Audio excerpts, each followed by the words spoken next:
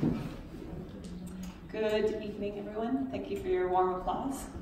I'm going to be talking tonight about what is usually my focus in my activism and writing. A couple of focuses: media lies, and also voices that are excluded by the same media that's lying. But I want to draw some parallels between Syria and Venezuela, because from my perspective, what's happening in Venezuela currently is a rerun of what happened in Syria and Libya and many sovereign states before that.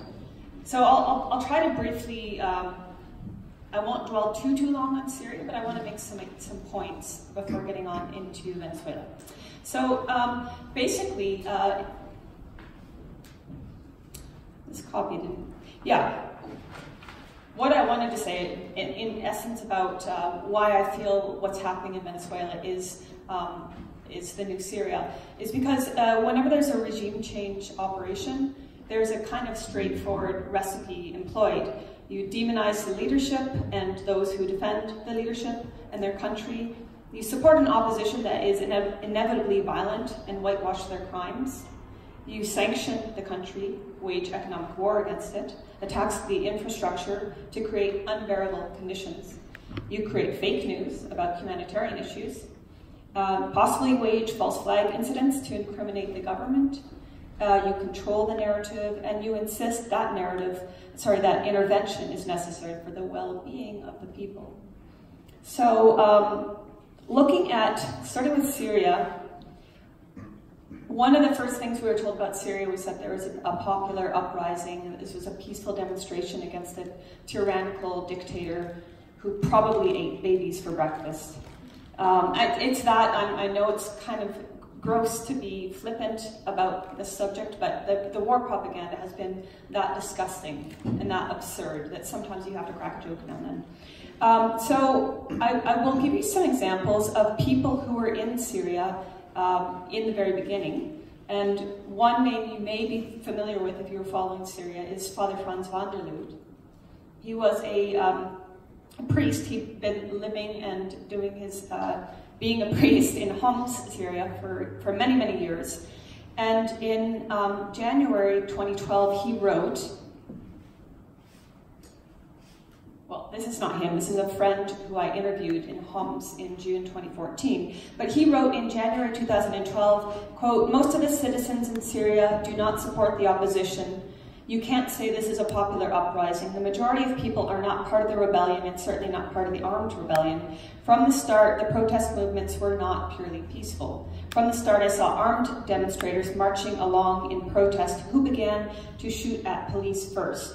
Very often, the violence of the security forces has been a reaction to the brutal violence of the armed rebels." Now, this next photo doesn't have anything to do with Father Franz, but these people also lived in Homs. Their name was Ayman and Zeynet Achas, and I met them also in June 2014. And what they told me did not support what the Western corporate media narrative on Syria was saying. And again, the Western corporate media was saying both that the brutal dictatorship was cracking down on peaceful protesters, and also as the years progressed, they employed the regime is starving civilians theme. And we heard that over and over again throughout the years. This couple, they're actually brother-sister, they stayed in Old Homs. They didn't leave when the FSA and other terrorists occupied areas of the old city. And eventually, these terrorists came to their home tens of times, and they stole every morsel of food, leaving these people with absolutely nothing to eat. And these are the same terrorists that our corporate media was insisting were freedom fighters and rebels, bringing democracy and blah, blah, blah to Syria. And the very people that were subject to their rule were starving. Now, there's another father in the story here. This is Father Daniel. And he is also a priest in Syria. And, well, he said a lot of things. You can read it for yourself, but notably, he also rejects the idea that a popular uprising took place. And he's been in Gaza since 2010, and seen agitators, and you can see the rest of it. It is available on set.net. These are two men of faith saying, quite honestly, you know, what they saw and how it contradicts what the corporate media was saying. Now here's one more priest who I interviewed. This is Father George Vizik. I went to Dara in May 2018, before it was liberated of Al-Qaeda, so parts of the city were still occupied. It was very dangerous to be there. And I met with Father George, and he talked about what he saw in the early days. Now, there's a longer version of this clip on my YouTube channel, Eva Bartlett, but for the sake of time, I've chopped it down just to include some important points.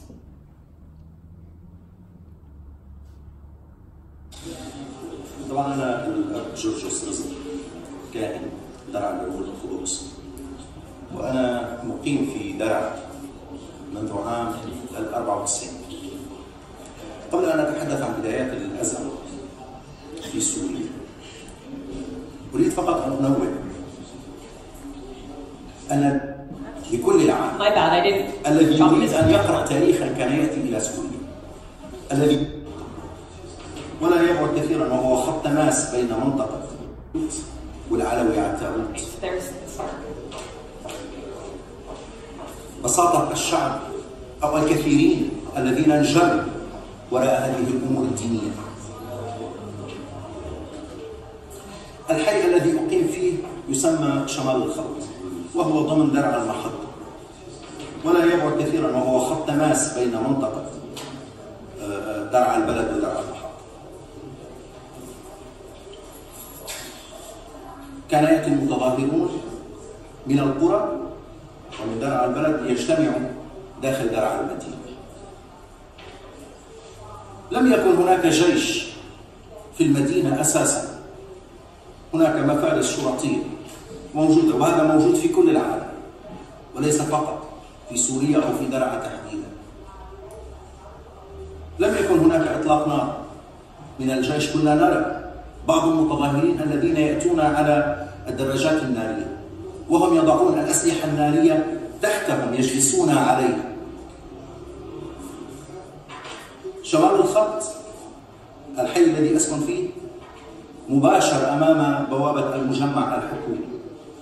كان يأتي بعض المتظاهرين الذين يركبون الدراجات النارية وهم يحملون الأسلحة ويطلقون من الحي باتجاه المجمع الحكومي. Okay, so for the sake of time, I'll cut that, but the rest of it is on YouTube. And when I was in Dara, I spoke with other people. I went to the state hospital, which was very difficult and dangerous to get to because there was one road that led to it, and there were snipers with of Al-Qaeda 100 meters off to the right, whatever direction that would have been, I guess west. And at the hospital, roughly half of it was off limits because it had been targeted by sniping and shelling from these freedom bringers. And none of the corporate media was reporting on this, although they were very concerned about hospitals in Aleppo in 2016.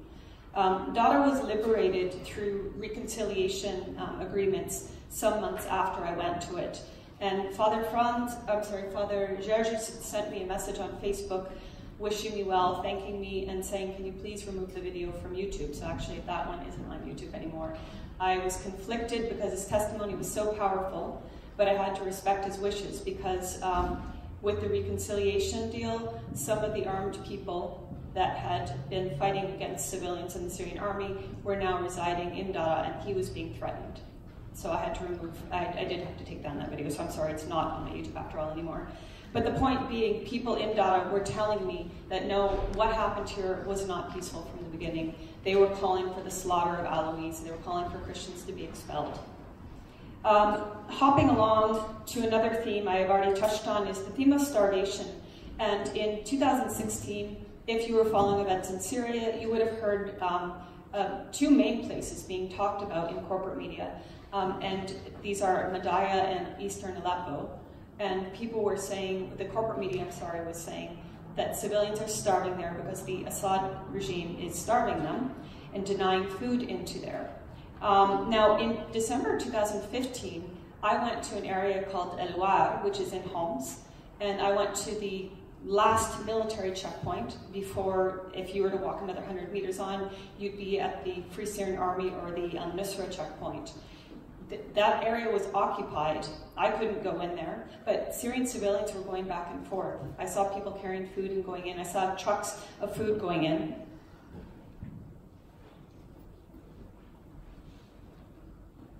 And medicine.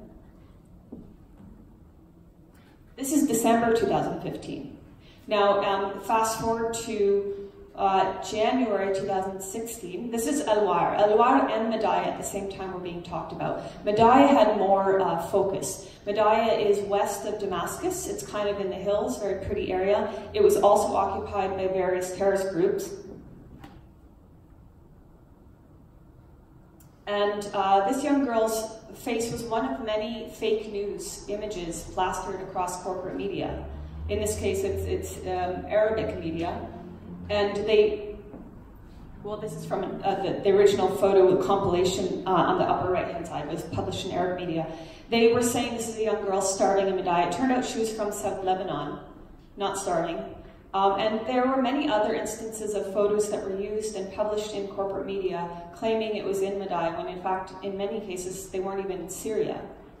But this was all to elicit this response amongst the public that, oh my God, these people are starving due to this brutal dictator, we have to do something. And the next thing you have to do is military intervention, as in Libya. Even Reuters admitted after the war propaganda around Aleppo had finished, because Aleppo was liberated from Al-Qaeda, Al-Zinki, and all the other terrorist groups, even Reuters admitted, interviewed civilians who said that rebels had hoarded food there. And this was the consistent theme in homes in Aleppo, in Al-War, which I went to after it was liberated. I went there in June 2017 and also Madaya in June 2017. And civilians there told me the reason we were starving is because they had all access to all the food aid that came in, and we did not unless they were in good with the terrorist groups.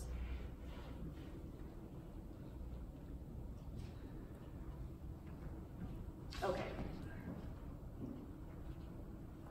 Were they aware, this is in Madaya, last year all the Western media was talking about Madaya, and the Western media was blaming the Syrian government for starvation in Madaya? Did they know that? وقت اللي صارت الصحف الغربية تلوم الحكومة السورية انه انتم عم تجوعوا مضايق. هل الشيء هذا صح؟ مو الحكومة تجوعوا الحصار اللي عاملينه الحصار اللي عملته الحكومة السورية هم فوتوا لنا اكل بكفي مضايع 20 سنة لكل شخص فيه.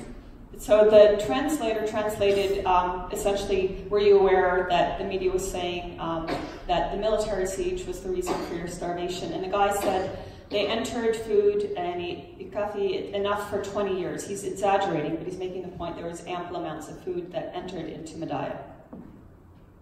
في أكل 20 سنة، عرفت شلون؟ وكل ما تجي معونات بتكفيها 20 سنة. فات لعنا أكثر من 40-50 مرة معونات. Again, it's exaggerates a little bit. He says 40 or 50 times aid was entered into Madaya. شلون؟ نعود ياخذوا المعونات مثلا يشتروا منا السيارات، ياخذوا كيلو رز مثلا، كيلو رز مثلا حقه 100,000، ياخذوا المصاري كلها يلموا المصاري ويعطونا مثلا. So he goes on to talk about how because the terrorists had control of the food sources, they were the ones that dictated the prices. So he's saying like it was so expensive we'd trade items that we owned just in order to buy rice or something like that. This was in Madaya. I found the building behind was used as a bomb-making factory, and this little carton I found outside the building was an example of a food aid or an aid box that had entered into Madaya. And I was told, although I didn't see it, I was told that the floor above the ground floor, the floor above the bomb-making factory, was filled with these food aid boxes. This is the factory. It was a small setup, but enough to manufacture missiles.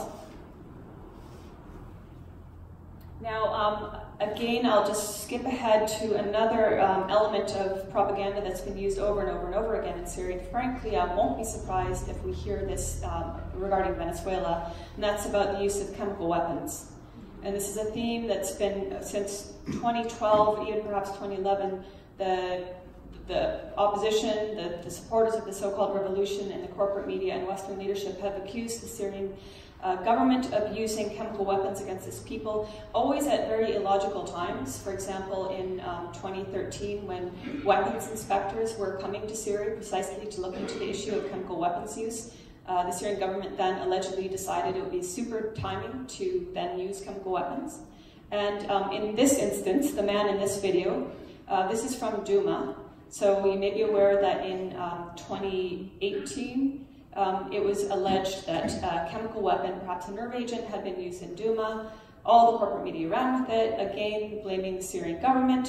And journalists went before I went, journalists like Robert Fisk, who does not hide the fact that he loathes the Syrian government.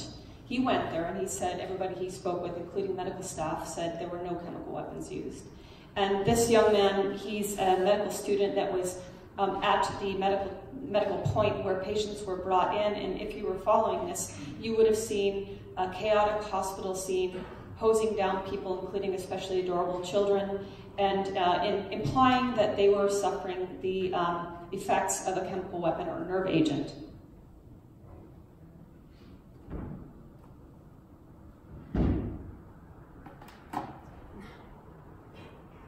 يعني نظافة فيها مثلا مقدرة مبالغة كلها مضرة زيادة، في ناس تأثرت كثير، اجت بحالات اختناق، يعني تم هون التعامل معها بشكل عرضي قبل كذا. بس اللي صار انه كان في حالات اصابات حربية كثير، كان في حالة يعني فوضى شوي او فوضى كثير يعني كثير. كانوا في ناس كثير احنا ما بنعرفهم يعني شباب كذا غريبين صراحة، اجوا بعض الاشخاص من هون الشباب ما عرفوهم. كان يقول معه حتى منهم لابسين مدني منهم ملتمين صار يقول انه في كيما وفي كيما. هون الاطباء في بعضهم خاف ركضوا على حالات قيموها شافوها، الاعراض ما هي اعراض يعني اصابه كيما، يعني اعراض لا في ضغط تنفسيه، لا في مثلا شجرات عصبيه مثل الموت او شيء، حتى ما في ولا وفيه يعني السلاح اليوم بده يكون فيه وفيه. الاعراض اللي جتنا هي كلها اعراض اختناق، يعني مرضى عندهم تنشيط، ربويين، مرضى متاثرين بالدخن كثير. اجوا لهون تم علاجهم علاج عرضي، اعطيناهم يعني موسعات عصبيه، كورساز، سالبوتامول، وبعدين تم التعامل معهم بشكل يعني طبي وخرجناهم من البيت. بس هون Okay, so that one is still it's still on my YouTube, and I did go on to ask him, were any of the medical staff that were on hand at the hospital affected by treating these patients that were allegedly exposed to a nerve agent or whatever, because they weren't wearing protective clothing? And he said no, nobody had any sort of effects because nobody showed up at the hospital in the first place exposed to any sort of nerve agent. And then the OPCW did later come out with a report saying that no sarin had been detected. And that was one of the things that was being alleged that had been used. And yet, corporate media has yet to apologize or say perhaps we were wrong, because it is my firm belief that they are intentionally lying to us. They know that they're lying. And whereas when us mortals make mistakes and we apologize for it, they will never ever apologize for their war propaganda. So this is just a lighter example.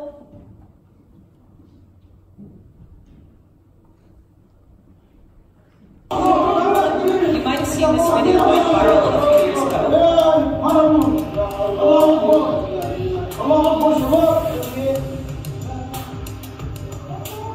There has been suggestions that it may have been staged. So we can definitely say it is Syria, and we can definitely say that it's probably on the regime front lines. We see in the footage that there is a barrel that's painted on it the Syrian army flag. Do you notice any discrepancies in the color there? So the barrel in the video that the expert BBC woman is commenting on, so positive that it's in a regime area of Syria, is supposed to have the Syrian army flag on it. It's actually the flag of Syria, not the flag of the Syrian army. But even then she gets it wrong, because clearly the colors are not correct according to the flag of the Syrian Arab Republic. So this is our BBC expert, and we know BBC is like the place to go for your news to know what's going on in the world, telling us most definitely this is in Syria. It was filmed in Malta. So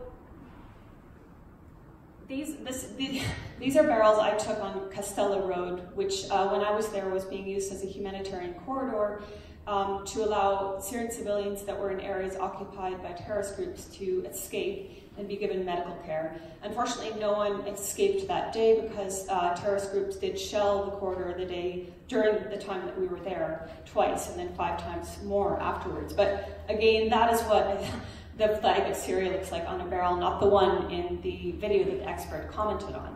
So I just make that point because I think maybe not this audience, but many people just tend to think, all right, well, the BBC is you know, it's British or whatever, it's more posh, and they're probably telling us the truth, but they are simply manufacturing lies.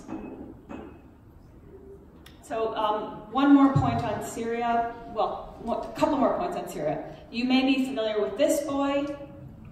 He was dubbed the boy in the ambulance. He was dubbed the face of suffering in Syria.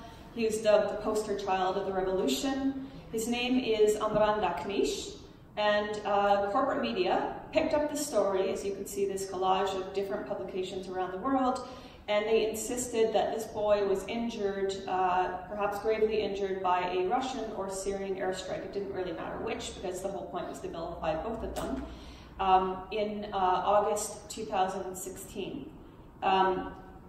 In June 2017, I was in Aleppo for my 5th or so time, and I asked, is it possible to meet this family, because I've heard he might be there. And I really had to fight to get the chance to meet this boy, but it turned out the day that I asked, his father came out and spoke to Syrian media. So the second day, I was able to go and meet the father, and he said what the corporate media had reported was absolutely false. There were no airstrikes, there was some sort of explosion, and his area happened to be people who supported the Syrian government and Syrian army, and it was common for terrorists to shell areas like that.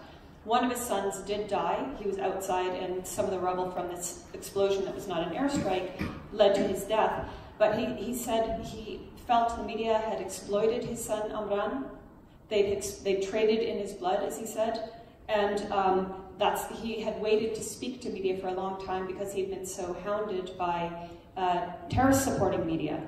But he was emphatic that his boy had been used. And the point was, he also said, my son was very lightly injured. You know, it didn't merit the amount of concern the whole world gave to him. But this is Amran when I saw them, a perfectly healthy boy. The family chose to stay in Aleppo. They were not forced to. In fact, the father said that terrorists tried to bribe him to tell their story, would have given him money, would have given him safe passage. He could have left if he had wanted to with terrorists and supporters and their families when when Aleppo was liberated, and there were some thousands of terrorists that went to Idlib and then on to Turkey. He could have taken that route, but he didn't. So one last notable thing about this story is that the guy that took the photograph that went viral, he happened to also be quite close with the terrorist of Nuruddin al-Zinki, who a month, I think it was, prior to Amran's very light injury, beheaded a Palestinian boy believed to be 12 years old, Abdullah Isa, who was begging for his life and begging the terrorists just to shoot him, but they instead beheaded him. And this guy, Mahmoud, what's his last name? I'm blanking on his last name. He's friends, and you can see in this photo he's taking a selfie with not just the group, but the very terrorists that beheaded this boy. And in interviews he did with The Independent, Mahmoud Raslan told the papers that he cried for boys like Amran. So this is the degree not only of the savageness of the terrorists, but of the media that went along and supported them. When I wrote about the liberation of Ghouta, I was doing some research and I looked at a couple of articles, New York Times articles, and then I started looking at their sources. You know, they cited media activists and terms like that. So I remember looking at one of their media activist persons and finding him on Facebook. It was very easy to do, it took less than a minute, and seeing right away he was a supporter of Jaish al-Islam. Jaish al-Islam is one of the terrorist groups that was occupying various areas of Ghouta and starving civilians and executing civilians in the streets. When I went to Ghouta, I didn't just go to Douma for the story, was there or was there not a chemical weapons attack, but also what was life like under the rule of Jaish al-Islam or Falaq al-Rahman or al-Nusra. And all the people I saw, in fact, when I would ask them about chemical weapons, they'd be like, it didn't happen, but we want to tell you how our life was, how they were starving us, how they were publicly executing people here.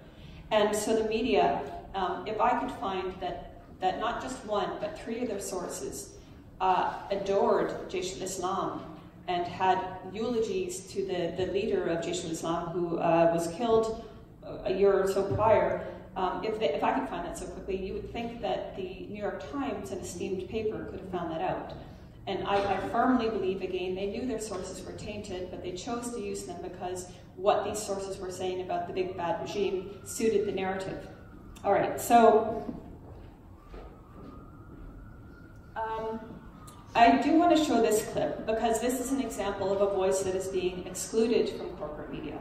There's a village in northern Hama called Maharde, and it's a Christian village of, I think it's around 20,000 inhabitants. It's been attacked for years by terrorist groups, and the attacks have increased in the last couple of years. In September 2018, September 7th, I believe it was attacked with Grad missiles, some of which were fitted with cluster sub-ammunitions prohibited. And after many people were killed right away, others passed away to their injuries. 13 people were killed just in that attack. And 4 days later, I went there and I met this man, Shadi Shahida, and he told me his story, and it was very difficult to put my mobile phone camera in his face as he was crying and talking about his children. But I do think it's important that I play a little bit of this clip because we will never hear this man's story in corporate media. شادي مدينة الحربي من سوريا. أنا كنت بالمحل ومصارف عزائر تنزل مدينة الحربي، ونزل قبل صواريخ الحربي هون بالحارة عندنا. بالصدفة نزل الصاروخ في شظية يطلع قدام محلي، شظية كبيرة. أقل من قصدي بالكيف وحسيت في شيء. قام راح الجيران عندي على المحل قالوا لي واقع صاروخ عندكم بالحارة، حسيت يقول لي من البيت عندكم شيء. قالوا لي واقع بالحارة عندك في أطفال مصابين وأي شباب. بالله شعور قلت لهم على الشباب سكر. Okay, I'm skipping ahead for the sake of time. His wife, his 3 young children, and his mother were all killed in that attack, and it was the 3rd time his home had been damaged or directly hit by a terrorist fired missile. So at the beginning I was saying, this recipe for regime change, and in addition to vilifying the leadership of the country in question, there's also, as I said, the whitewashing of the crimes of these opposition or rebel or freedom fighters that were supporting them. And this is definitely a crime. Not only the targeting of civilians, but the use of prohibited weapons. أصر ابني إنه يوم الأحد بالذات قبل وفاة بيومين أصر إنه يتصور مع أخونا هنا هاي السؤال أصر إنه يتصور معه. Okay. He went on to, in his grief, to tell me about things that his kids had done before they were murdered.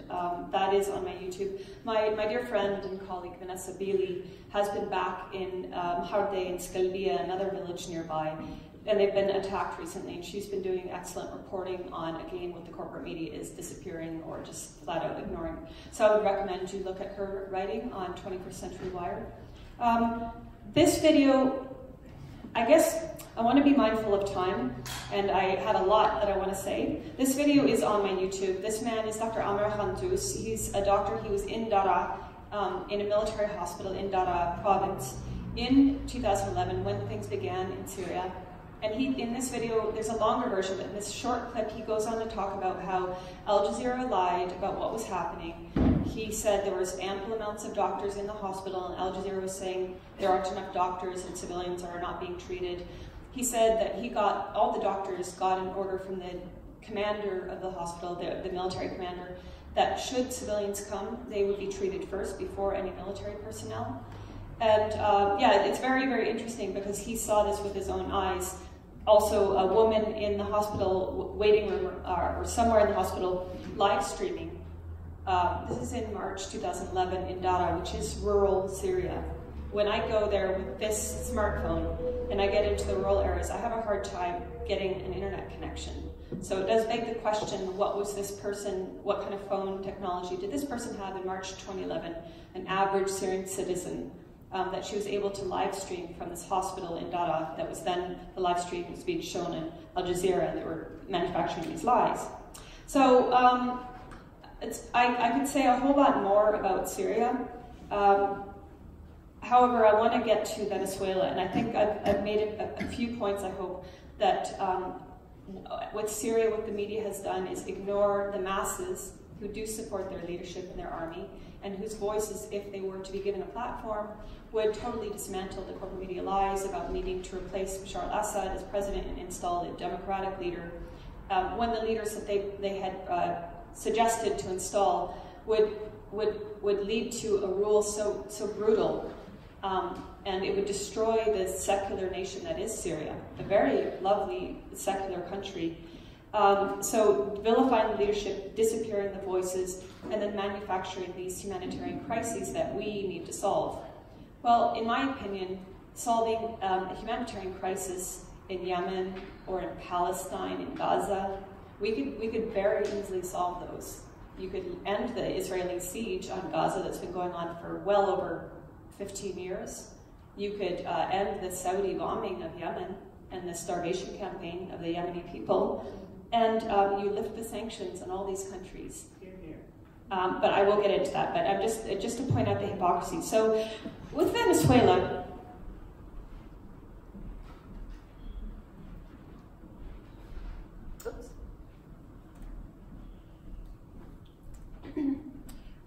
some of the main themes that I picked up on before I went in March, I was there from March 10th to April 1st. Before I went, there was a lot of clamor in the media about a chaotic situation in Venezuela. You may be aware that in January, a previously unknown name, Juan Guaido, was suddenly declared by the West as the interim president of Venezuela. The Venezuelan people didn't really agree with that because they still see President Maduro as their president. And Juan Guaido never ran in elections, nor even were Maduro incapacitated. With the way that the West tried to install Guaido as interim president, would that even work? It's not even legal. But that aside, after that, a month later, there was a stunt at the border where the U.S. was trying to send in aid. The benevolent U.S. that has sanctioned Venezuela for years, and is one of the reasons for the crippling poverty in Venezuela, wanted to send in a paltry amount of aid. And instead of doing it through the proper venues and means, like the Red Cross or the UN or whatever, they decided they were going to ram it through the Colombian border. And obviously Venezuela wouldn't have that. And then at least one of the trucks was burned, and the blame was put on the Venezuelan military. Journalists were on the ground. There were journalists from the Gray Zone. There was my friend Ahmed Cabello from Press TV, and of course Venezuelan journalist Telesur. And what they reported was that people from the Colombian side, who they were, I can't say, were throwing Molotov cocktails towards the aid trucks, and eventually one of the trucks at least did catch on fire. New York Times, which did initially blame the Venezuelan government, 2 or 3 weeks later came out and said, yeah, you know what, it looks like it wasn't the government. This was kind of, before I went, these were the things that were happening, and I was seeing in media, which of course I didn't trust, because after years and years and years and years and years of seeing them lie about Syria, I just don't trust them, period. But they were saying that there's mass starvation in Venezuela, there's no food available in Venezuela, supermarket stores, shelves are empty, pharmacies are empty, and when I arrived, it was 3 days into a blackout. So at the time that I was there, I'm pretty sure, although my internet access was very limited, I'm pretty sure the media was saying there's no electricity, period, in Venezuela. It was a severe power outage. I will get into that a little bit later, but this was what I saw on my first night. So day 3 of the power outage. And then we have this this article. It's I believe it's New York Times. Yeah, so it's basically pushing the grocery stores are empty, empty shelves kind of theme, chaos. And so I decided, well, I guess the first thing I want to do is see whether that's true or not. Are the stores empty? And are people starving? So I'll start with this clip. This is in a commune in one of the poor areas of Caracas, in western Caracas, in Katia. This is a communal group that is growing, well, in 2016 they grew 17 tons of produce. And then they sold it to the community for 30 to 50% of the standard price on the market. So greatly, discounted or very inexpensive. And they're doing very interesting things. They're trying to enable their community to have cheap sources of protein, like through rabbit breeding. And also, they're doing many other things. But so they were talking about what they're doing, but then they were asked, well, is there starvation here? So I thought their reaction, this reaction I saw so many times when asking people. So I thought it was very interesting in contrast to what the media was saying. Donde Fabricia vive, come. Y bueno, aquí como pueden ver, somos parte de la comuna y vocería de... Built in 2011, our community and the people living here. Una pregunta tenemos, en la prensa de ellos están diciendo, aquí la gente está muriendo de hambre. People are hungry. Mira, dicen por qué.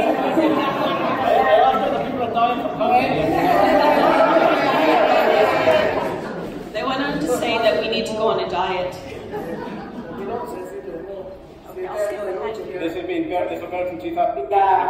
La sustentación, la autosustentación de los productos para beneficiar a las comunidades cercanas. Y esto tiene un precio solidario, un precio que no es capitalista, es accesible al pueblo, que es parte del combate a la guerra económica que tenemos. Mientras más nos atacan, nosotros más producimos. Porque los revolucionarios, los chavistas, nos crecemos en los momentos difíciles. Mientras más nos atacan, más fuertes somos. Y es así. Entonces, es parte de nuestro día a día. Pues. Como dijo el compañero, que también es revolucionario, aquí estamos luchando contra la guerra económica. Okay, just another word about that community. So there's a program called CLAP, it's an acronym, and it's a food assistance program initiated some years ago by the government, and it reaches 6 million families. And in this community in Katia, western Caracas, the box cost, what did they say? They said 100 bolivars. When I was there, $1 US was just over 3,000 bolivars. So it's a very inexpensive box. The man that was translating in the previous video, Paul, he's a journalist with Venezuelan Analysis, and he said in an area where he lives, in western Venezuela, a box cost 1,000 bolivars, which is still very, very cheap. So just to give you a sense of that food is actually available, and there are programs in place. They're trying to improve them, of course, to assist the most vulnerable people in society. This was in another community, Ciudad Marish, and the people there, they spoke about how life was before Chavez came to power, about how many of them were darker skinned, so Afro-Venezuelans or indigenous Venezuelans, how they had no rights whatsoever, how there's incredible racism against them. I'm still working on subtitling those videos, but when I was there, this man here had a message. It's also on my YouTube. But I asked him about the starvation thing, so I'll let you hear what he had to say. Is there maybe you can translate, a humanitarian crisis in Venezuela? Are you starving? No, we are not starving. Yeah. We have many problems for the, ¿cómo se dice? Abastecimiento.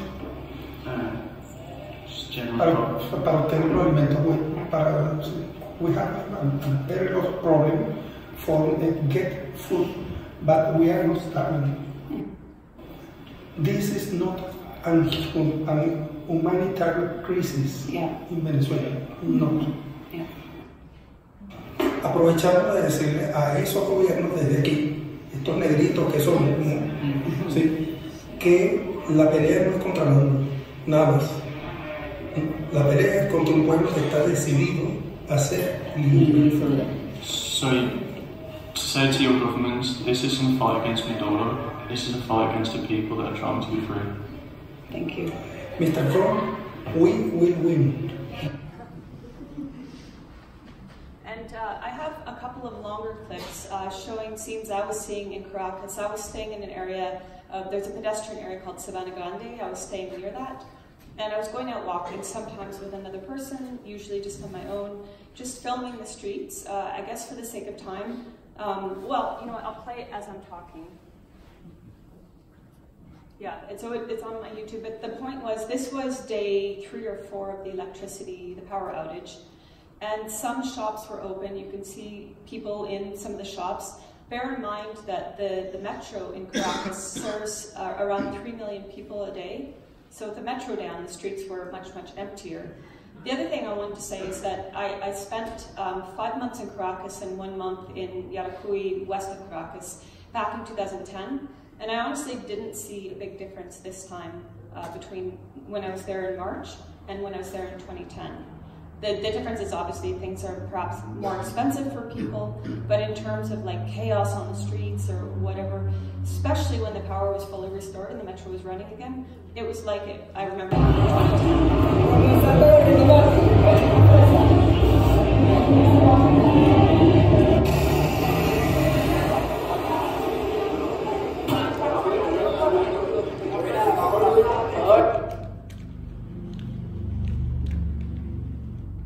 Okay, now I'm debating whether or not I should show this one, but I will, because it's a Venezuelan speaking, so you should hear his sense of humor.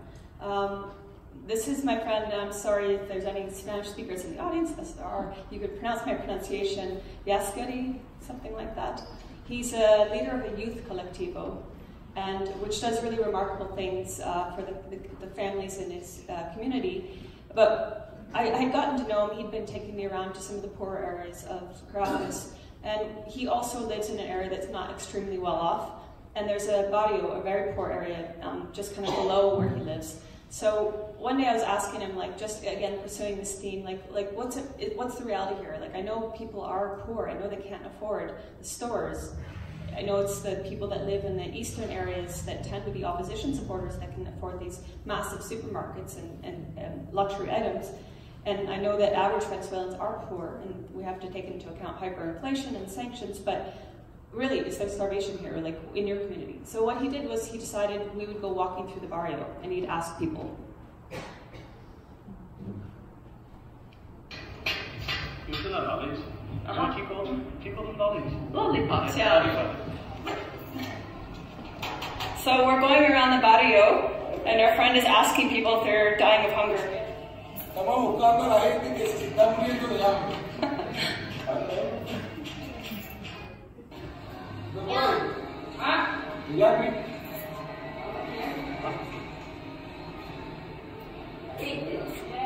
Yeah, but yeah.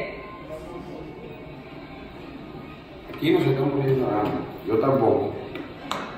Está por ahí ya.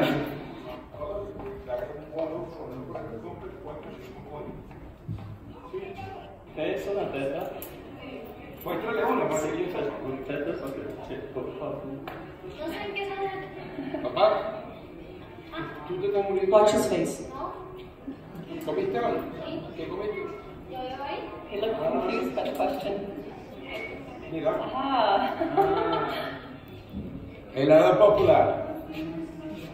Yes. Is it juice or some sort of flavored? Popular helado. Helado popular. Ice cream. Sí. Y él dice que no. Hola, ¿cómo estás tú? Watch his face. Chévere. ¿Por qué? ¿Tú estás muriendo de hambre? ¿Has comido? Bastante. Muy bueno. Ah. ¿De guardia del Libertador? Porque yo tengo una cena. Ah, tú eres guardián también. What did he say? Pero tú no parece que estuvieras muriendo de hambre. ¿Comiste hoy? Sí. ¿Cuántas veces? ¡Listo! What did he? She's eaten 4 times today. What time is it now? Is it about 3 p.m.? It's maybe 4 p.m. What? Casi te gordo. Hola, señora. Hola. ¿Cómo He was also asking the other one, are you dying with hunger? You have chubby cheeks. Esto lo puede hacer alguien que tiene la verdad. El que no se amiga por el barrio porque bueno, lo corre. Amigo, are people? Okay, I'll stop there.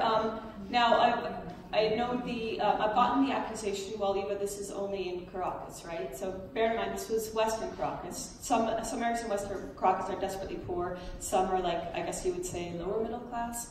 And then you get into Eastern Caracas, where you have like Chacao and Altamira and Las Mercedes and other areas that are very upper middle class, wealthy areas. So the one I was in was Western. It wasn't as far west as, say, Katia. But this next clip is it's a district called Petare. It's described, if you Google it, you'll see something like the largest slum in Latin America. And so I went there with my friend on his motorcycle, and we went around with a woman from that district, filming, and now she's talking, and I haven't been able to subtitle it because I'm doing everything on my own, but she's basically narrating as we walk what we're seeing. So bear in mind, this is the largest quote-unquote slum in Latin America, in chaotic Venezuela where shelves are empty, according to corporate media.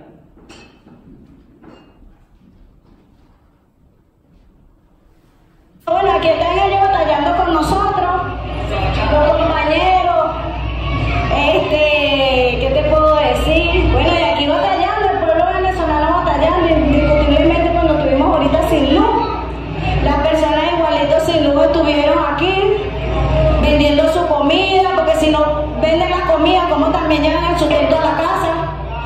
Entonces, en la guerra cuando nos escondieron la harina pan, los compañeros buhoneros nos vendían la yuca. Nos escondieron los artículos de primera necesidad y los compañeros resolvieron para vender zanahoria, vender pan.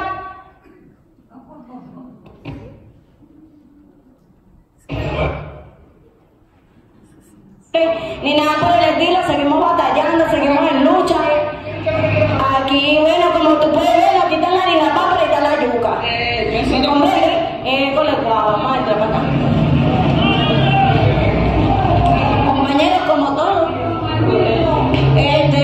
gente dice, bueno, como tú puedes ver, hay carne, la patica de cochino 300. ¿Cuánto está el kilo de carne? ¿Cuánto está el kilo de carne? Bueno, el kilo de carne, los precios 12.900.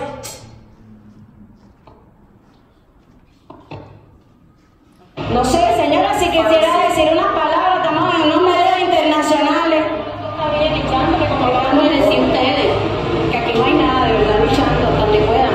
Hasta donde puedan. Hay mucha gente enferma que necesita medicamentos, comida, de todo, aquí no hay nada, lamentándolo mucho. Vale. Pero bueno, ahí seguimos, vámonos de aquí. Okay, so that last shot was, you could probably see that was in a pharmacy, and if you Google pharmacies Venezuela, you'll probably see the shelves are empty thing. Now there is something to be said about lack of medicines, and that is that the criminal sanctions on Venezuela make it very, very difficult for the government to purchase medicines, to purchase vaccines. And on that note, there's a UN expert, Alfred de Zayas. He was the first UN expert to go to Venezuela, I think, in 20 years or something. He's been very, very outspoken about the issue of the sanctions and how they're killing people. There's an article that came out recently by 2 American economists, and they said Venezuela, the sanctions can be seen as a form of collective punishment, and they estimate that the sanctions in 2017 to 2018 caused 40,000 deaths. And then they went on to say there's a further 300,000 people at risk due to the lack of access to medicines, including HIV patients, people who need dialysis, people with cancer, those with diabetes and hypertension. There's another UN special reporter, Idris Jazairi, who said, coercion, whether military or economic, must never be used to seek a change in government in a sovereign state. The use of sanctions by outside powers to overthrow an elected government is violation of all norms of international law. And he also has been very outspoken. So on the one hand, the issue of the lack of medicines, it is an issue. But this whole cartoonish, there's no medicines whatsoever, and all pharmacies are empty, and all supermarkets are empty, is clearly, it's just war propaganda. It's designed to create this sense that there's chaos. And that brings me to my next point. When I was in Petare, we weren't just in the main area where the main roundabout is, but we also went up into the hills, the various different barrios, ended up in the 5th of July barrio, where I took this photo. And as we were driving along, I kept seeing signs indicating shops were selling cheese or meat, chicken, and I kept seeing stores like this, simple stands, but selling produce, selling biscuits, etc. So even in Petare, again, even in a barrio up in the hills far away from the center, there was food.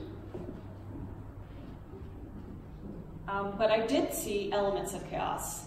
This was near the end of March, and I saw on Twitter a source that I trust was tweeting about guarimbas, and I didn't know this term guarimba before, but they're the violent street protests in prior years that have seen people be killed, including being burned alive by violent opposition supporters.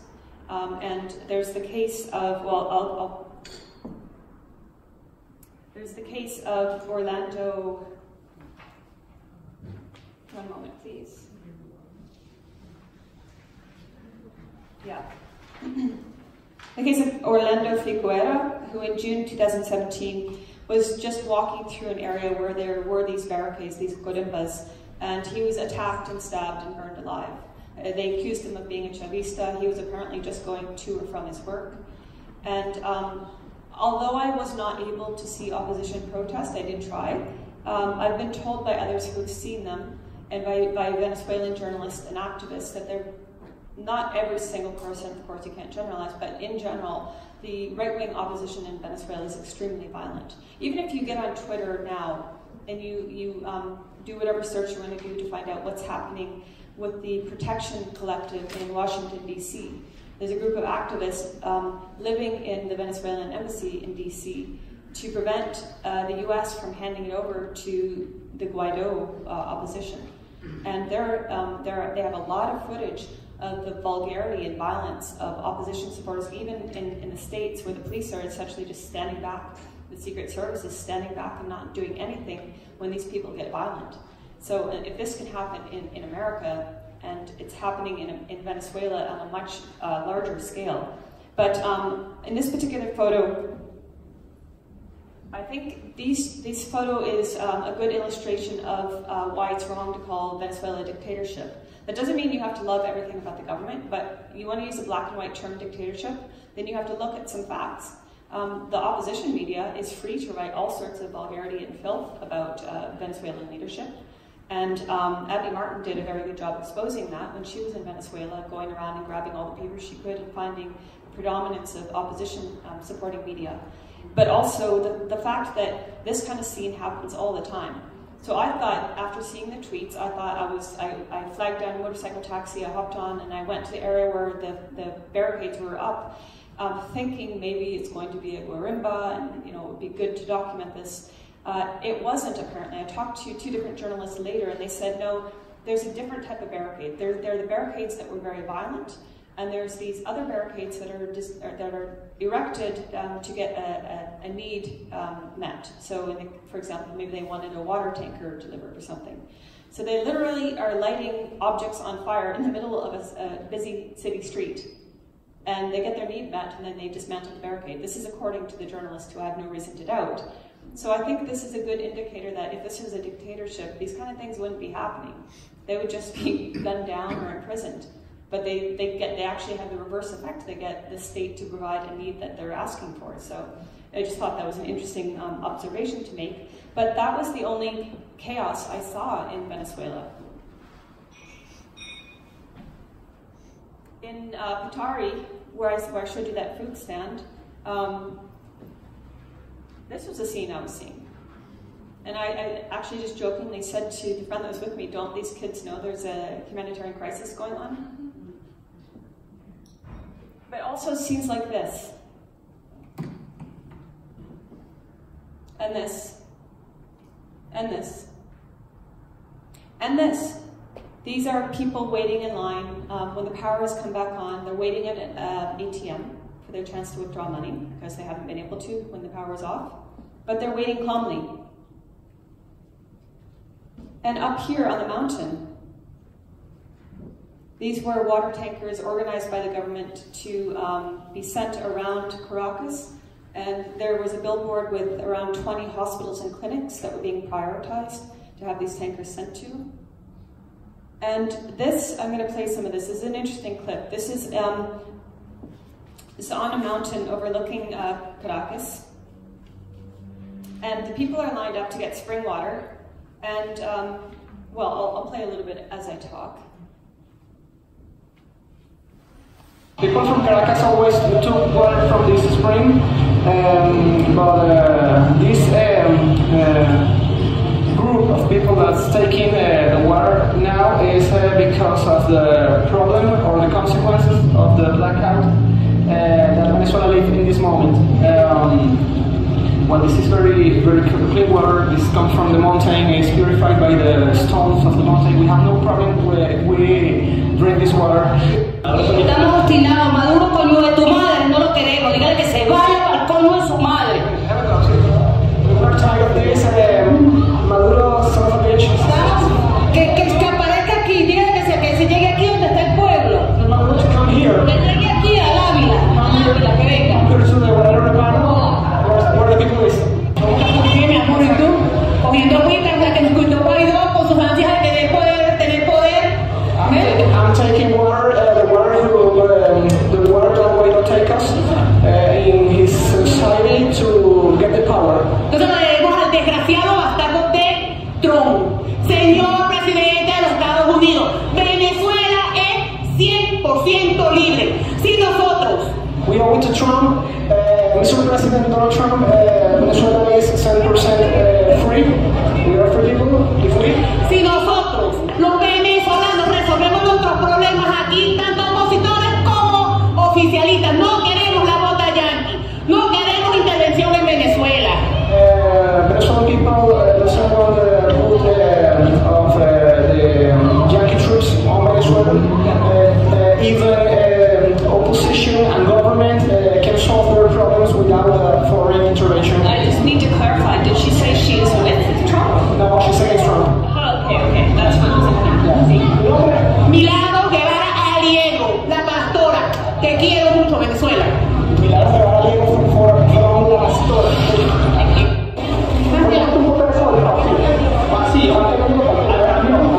They can see 20 from this situation. Yeah. You have to make money. They say that this water comes from the Central River. Yeah.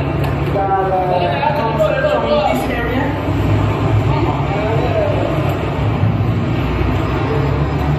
It's here.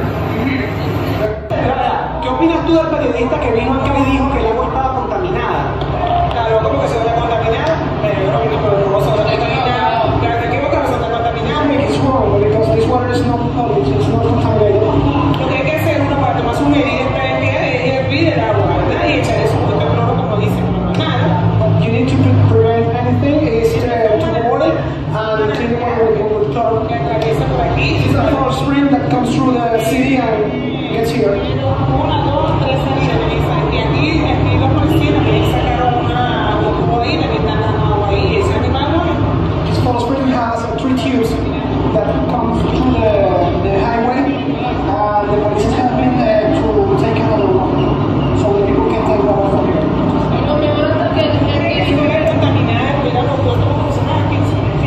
You believe if this was polluted, we have these other people taking water from here?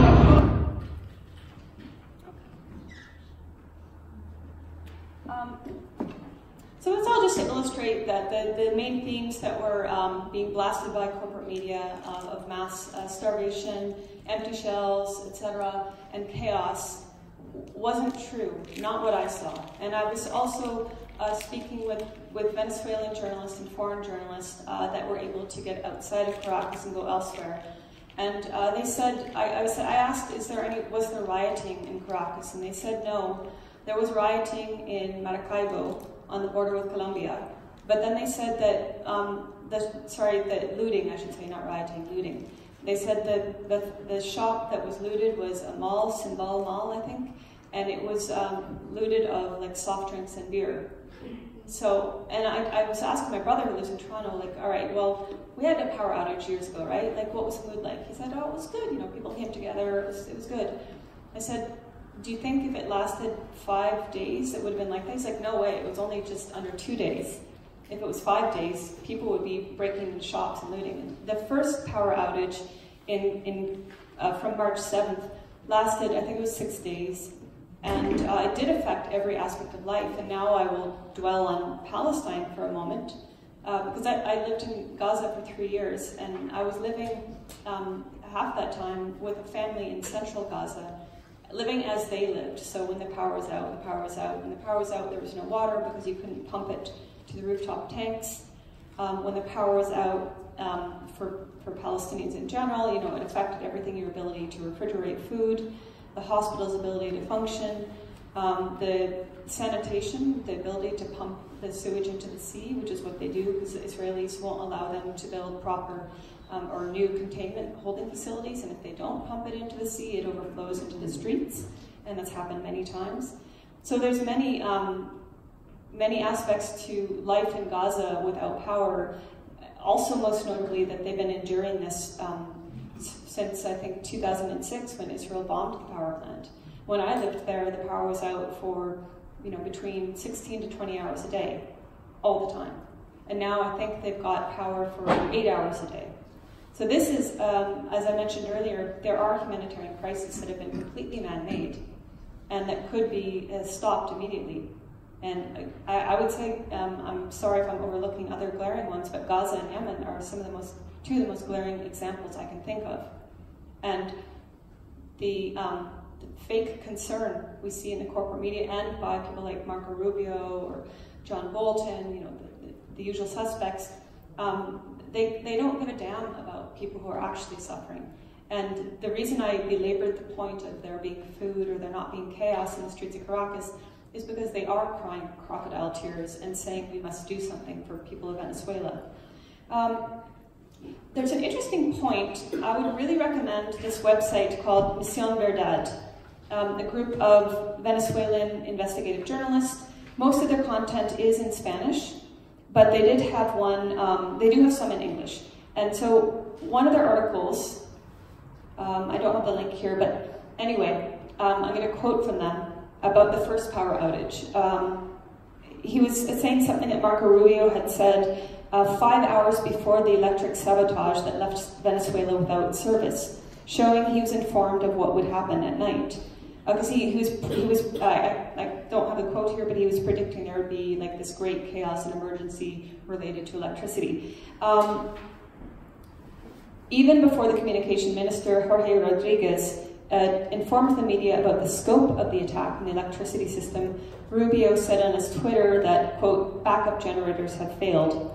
And then they go on to say this privileged information that Rubio had at the time of the attack, in addition to the prophecy of hours before, suggests his connection to the electric attack.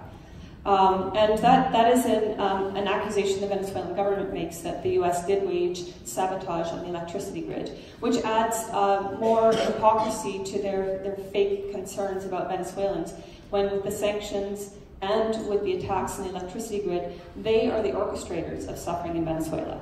But I want to just move on to another theme, and I mentioned earlier about the need to vilify. My papers are all over the place. The need to vilify not only the leadership, but those that support the leadership. So in Syria, people who support the elected president, President Assad, there's all sorts of invented terms. If you're not Syrian, you're called an Assadist, or regime apologist, for going to Syria, taking testimonies of people and not parroting the corporate media that lies.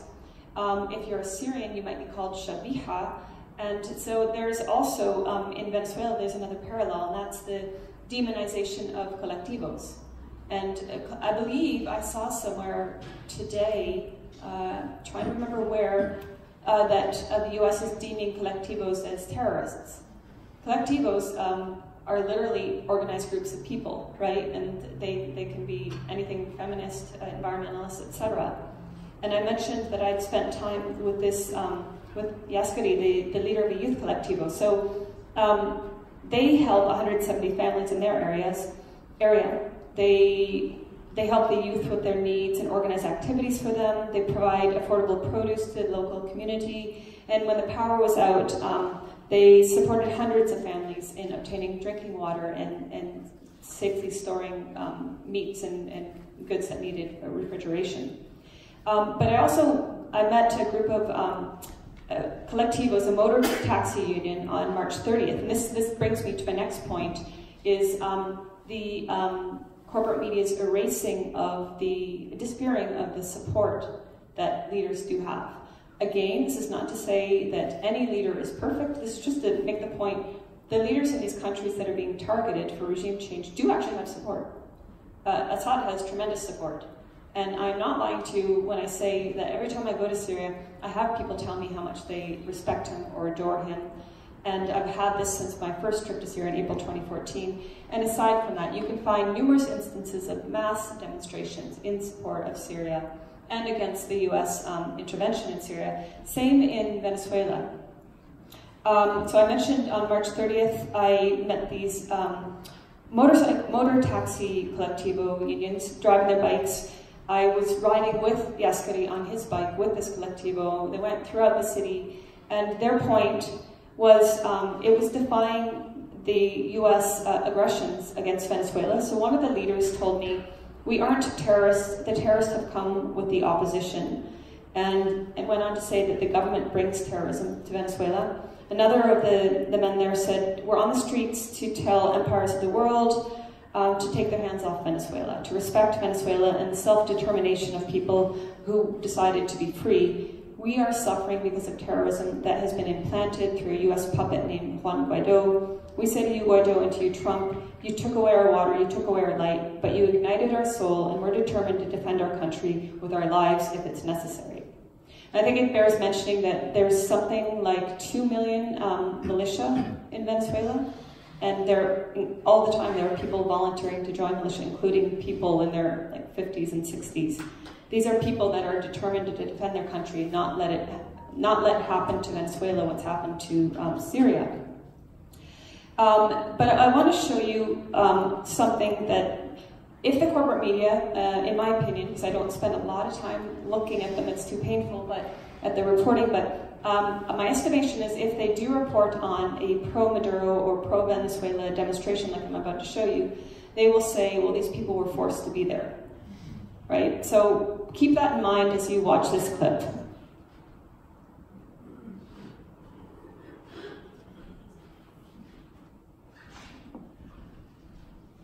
We're here to support our project. We don't want any war. We want medicine for our people. We don't want any block from any government. That's why we are here, for the peace.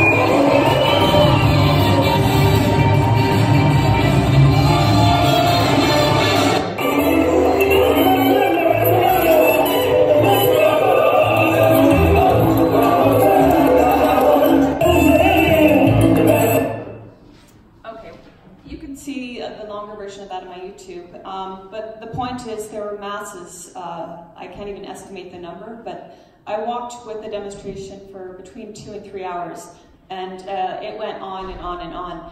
And there was 2 weeks later another mass demonstration like that, and more recently with this, whether it was a failed coup or an intentionally failed coup attempt on April 30th, I think it was, Guaido trying to get the military to split and turn against the government, and that failed.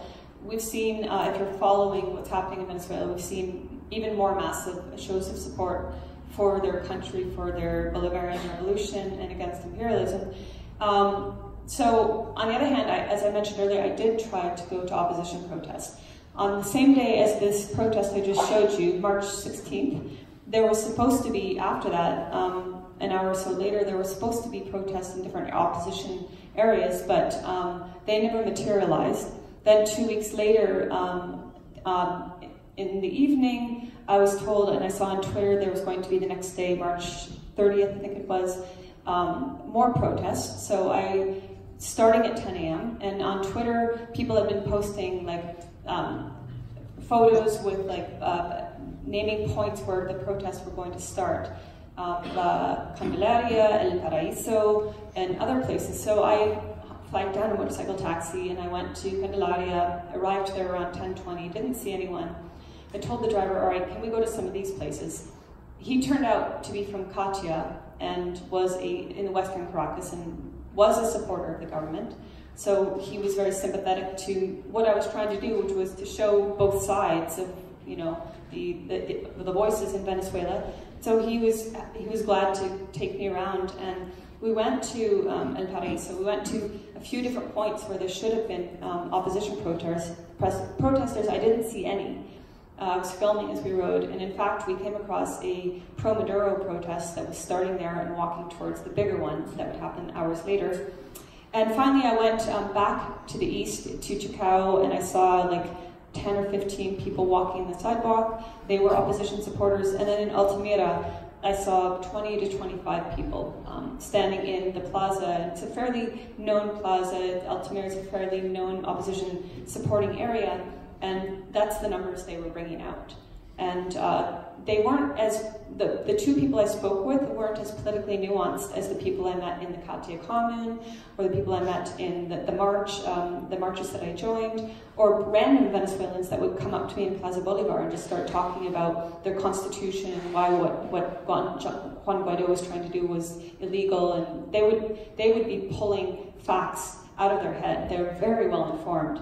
The two people that I was able to speak to in Altamira, the one person came and stuck a big poster in front of my camera.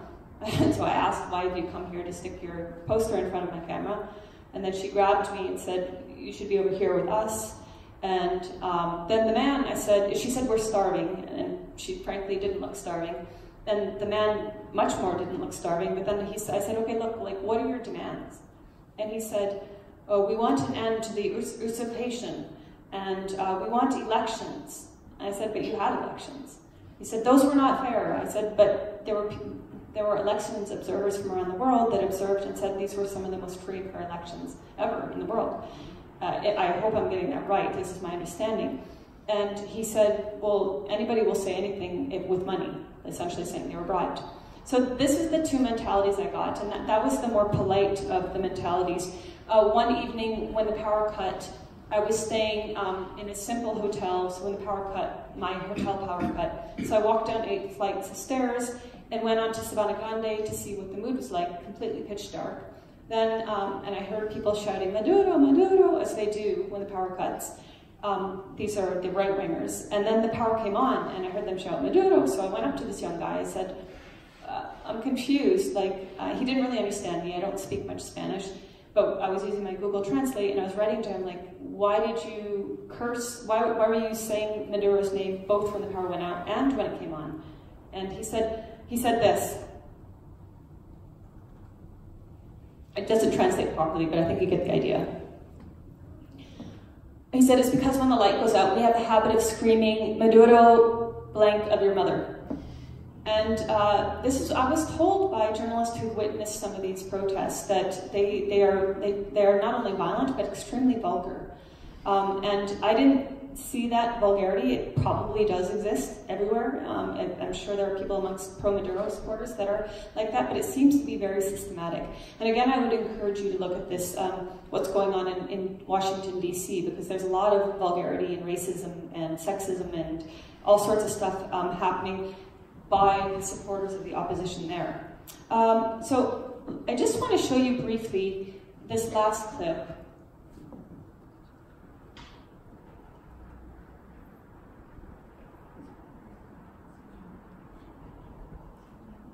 This is in Plaza Bolivar. This is when the power was still like... so these buildings, this one on the corner here and the one just on here, were abandoned buildings, desolate buildings, which the government have restored and are now theatres, which have got a very, very cheap entry fee, making them very accessible for a range of cultural activities.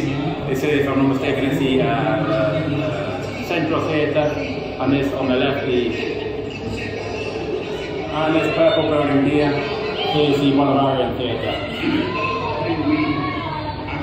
And in general, this square, the Plaza de Bolivar, is it usually built like this? Yeah, often more so. Often more so.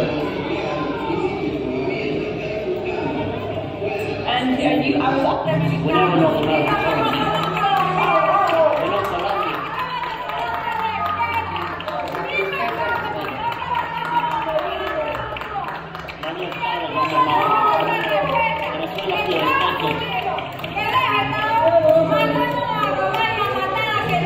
The United States want to steal our resources and kill us. We didn't vote for any of you.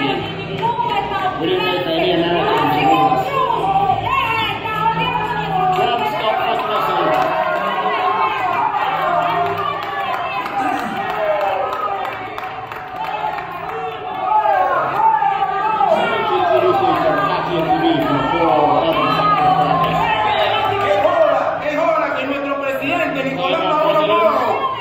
Como presidente constitucional de Venezuela, ponga la mano dura al proclamado supuestamente Guaidó.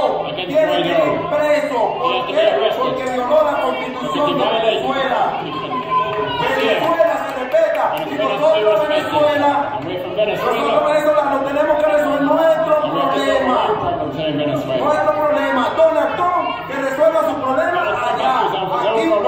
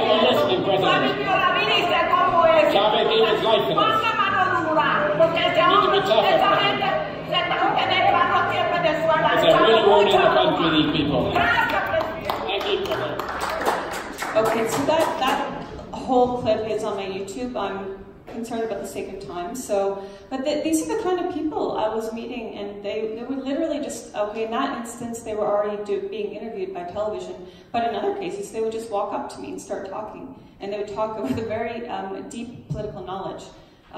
So I'm going to wrap up by saying, as I mentioned, we've seen the results of humanitarian bombings and interventions, the destruction, the looting, the continued occupation of countries, the flux of refugees who largely wouldn't have left if the West hadn't unleashed hell on their countries.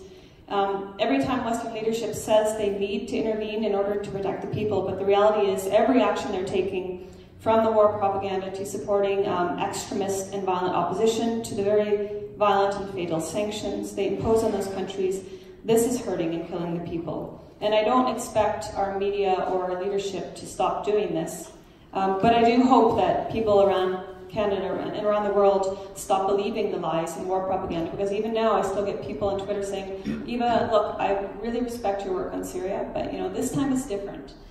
Venezuela is different. Internal politics are different, sure. Internal issues are different, sure. What the people want to have changed is different, sure.